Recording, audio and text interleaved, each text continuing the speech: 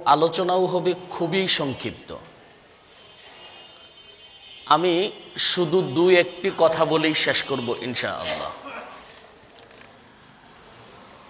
এতক্ষণ আপনারা আলোচনা শুনেছেন আহলে হাদিস ছাত্র সমাজের পথিকৃত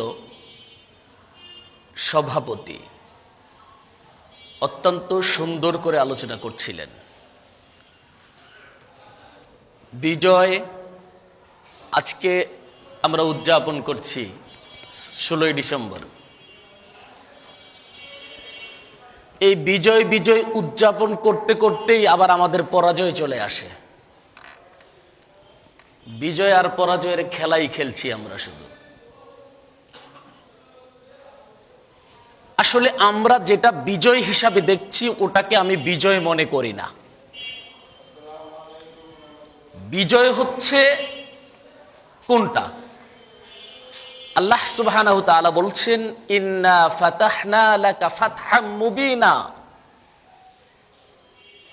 নিশ্চয়ই আমি তোমাদেরকে সুস্পষ্ট বিজয় দিয়েছি।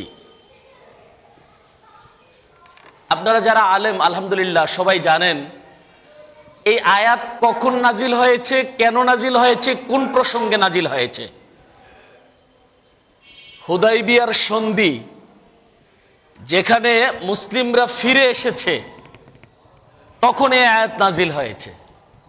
উমর ফারুক রাদিয়াল্লাহু তাআলা আনহু তো বলছেন, ইয়া রাসূলুল্লাহ, আমরা চলে যাচ্ছি, আমরা যেই আশা নিয়ে এসেছিলাম কিছুই করতে পারিনি, চলে যাচ্ছি সন্ধি করে। তখন এই আয়াত নাজিল হয়, এটা হচ্ছে বিজয়। তাহলে এই সন্ধিটাকে বিজয় বলেছেন কেন? সন্ধির পরে মক্কা বিজয়, তাহলে সন্ধিটাকে বিজয় বললেন কেন? আসলে বিজয়ের ভিত এটা।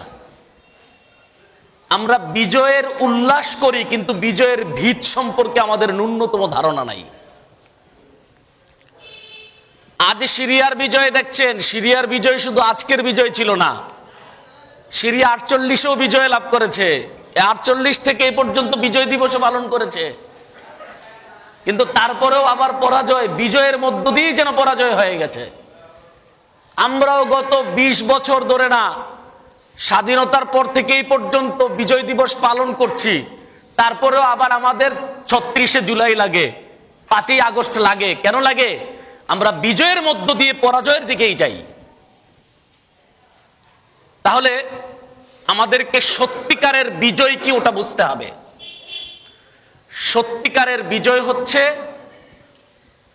নিজের বিজয়। নিজের বিজয় মানে নিজের চরিত্রের বিজয়। নিজের চরিত্রের বিজয় মানে নিজের কুরিপুকে দমন করে রাখার মতো এবিলিটি। আজকে ওয়াজ আমরা খুব করতে পারি, কিন্তু নিজের মধ্যেই যখন ওয়াজের বিপরীত চরিত্র পাওয়া যায় তখনও সংশোধন করার হিম্মত নাই। আমরা বলি অনেক বেশি, করি না কিছুই। স্বপ্ন আমাদের আকাশ সম, কিন্তু চোখে ঘুম নাই। এইভাবে একটা জাতি পৃথিবীর ইতিহাসে সফলতা নিয়ে টিকে থাকতে পারে না। মুসলিমরা খিলাফত হারিয়েছে বিভিন্নভাবে। আজ গোটা পৃথিবীতে মুসলিমরা নির্যাতিত এবং উদ্বাস্তু হয়ে বেসে বেড়াচ্ছে। মুসলিমদের সত্যিকার অর্থে একটা ভূখণ্ড পৃথিবীতে নাই, একটা ভূখণ্ড সত্যিকার অর্থে মুসলিমদের খিলাফতের উপযোগী নাই।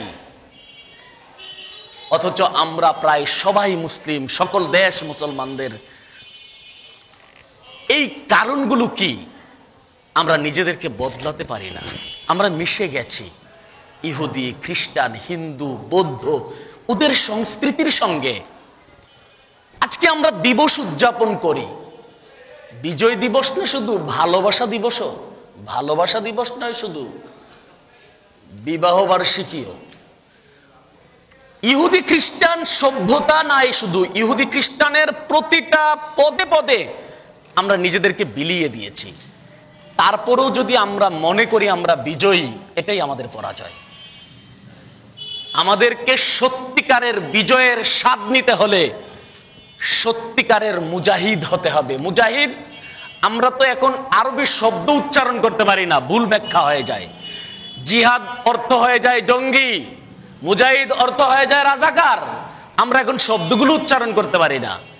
টুপি দাড়ি ইসলামের সিম্বল, এটা এখন আমাদের প্রেস্টিজ ইস্যু হয়ে দাঁড়ায়। এই কারণগুলো কি? জিহাদ কি? চেষ্টা। চেষ্টার সর্বোচ্চ রূপ হচ্ছে অস্ত্র এর ব্যবহার। চেষ্টার সর্বোচ্চ রূপে অস্ত্রের ব্যবহার হয়। শুরুতেই না, শুরুটা কিভাবে হবে? পরিবর্তনের মধ্য দিয়ে। পরিবর্তনের মধ্য দিয়ে আপনি আপনার সঙ্গে জিহাদ করেন। এখন আজান হবে, আপনাকে শয়তান ফুসলাবে, এই সময় আছে একটু পরে যাই। আপনি শয়তানটাকে ওভারটেক করেন, উজু করে মসজিদে চলে আসুন। এটা হচ্ছে জিহাদের শুরু। আপনাকে এখন একজন আলেম বললেন, এটা অপরাধ। স্রেফ এক্সাম্পল, সিগারেট, বিড়ি, তামাক, জর্দা এগুলো অপরাধ, হারাম। সবাই জানে, সবাই জানে। এমনকি কোম্পানি লিখতে বাধ্য হয়েছে এটা অন্যায়, এটা স্বাস্থ্যসম্মত না, এটা ক্ষতিকর। লিখা পড়তে পারেন না বলে ছবি দিয়ে দেখানো হয়েছে, আপনার চরম ক্ষতি হচ্ছে। তারপরেও আপনি নিজেকে সামলানোর হিম্মত রাখছেন না। এমন যদি হয় তাহলে আপনি সফলতা অর্জন করতে পারবেন না। আমি আপনাদেরকে সংক্ষেপে এই কথাটা বলেই শেষ করছি, 30-এর মধ্যেই শেষ করে দেব। একটা কথা বলেই শেষ করছি, সেটা হলো এই, আমাদের এখন সময় আসছে নিজেদের বদলানোর। কিভাবে বদলাবো?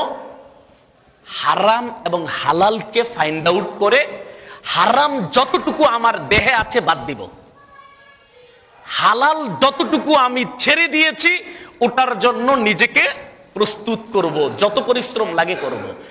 আমরা যদি হালালকে গ্রহণ করতে পারি, আর হালাল গ্রহণের আগের কাজটা হচ্ছে হারাম ত্যাগ। আমরা কিন্তু এখন ফজিলতের ওয়াজ বহু বুঝি, ইবাদতের ওয়াজ বহু বুঝি, কিন্তু সুদ খাওয়া ছাড়ার কথা বললেই আমি জঙ্গি, মানে হারাম ছাড়তে রাজি না। আমি আপনাকে বলবো, আপনার ওয়াজ লাগবে না, আপনার আমল এর চেয়ে অনেক গুরুত্বপূর্ণ হারাম ছাড়া। মনে রাখবেন, পৃথিবীতে কেউ নামাজ কম হয়েছে বলে জাহান্নামে যাবে এরকম সুস্পষ্ট বিবরণ দিতে পারবে না।